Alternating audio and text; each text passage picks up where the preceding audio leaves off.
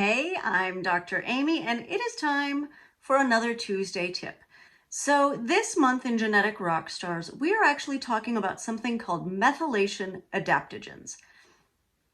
I feel like in order to actually effectively talk about those, we need to actually go into what is methylation in the first place.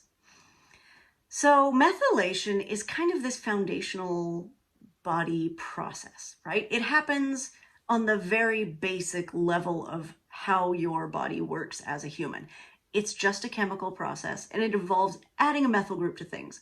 Now, a methyl group looks like Mickey Mouse with 3 ears, right? So it's like a big carbon head with 3 little hydrogen ears.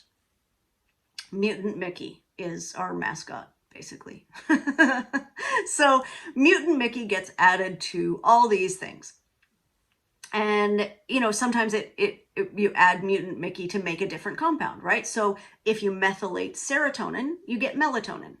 Sometimes you add Mutant Mickey to detoxify something. Like if you want to detoxify histamine or mercury, you have to add a methyl group. So you add Mutant Mickey. These are all methylation reactions.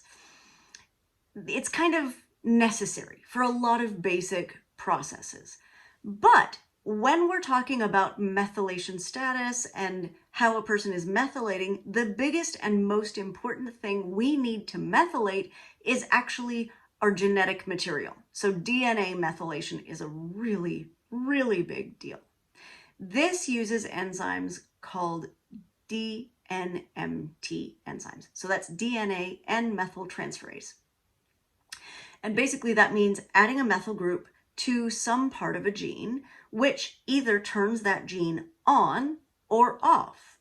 Now, why would that be important? Well, it's really important. So if you say don't want to get cancer, then you want your cancer promoter genes to be turned off. And that means methylating them.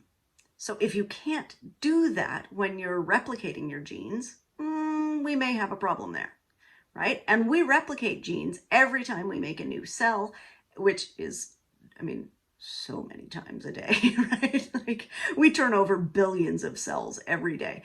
So we really need to be able to do this and do it effectively. So this DNA methylation piece is why methylation matters so much to your health.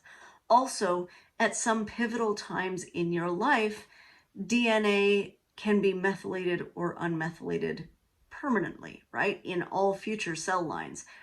So say trauma-induced schizophrenia, there is a link there with DNA methylation at certain loci within the DNA and within the gene structure that actually induces schizophrenia based on trauma or based on drug use. That's a thing we don't want to happen. So taking care of your methylation capacity really matters. In the next couple of weeks, we will talk about methylation adaptogens. Looking forward to it. Tuesday tip. Bye, guys.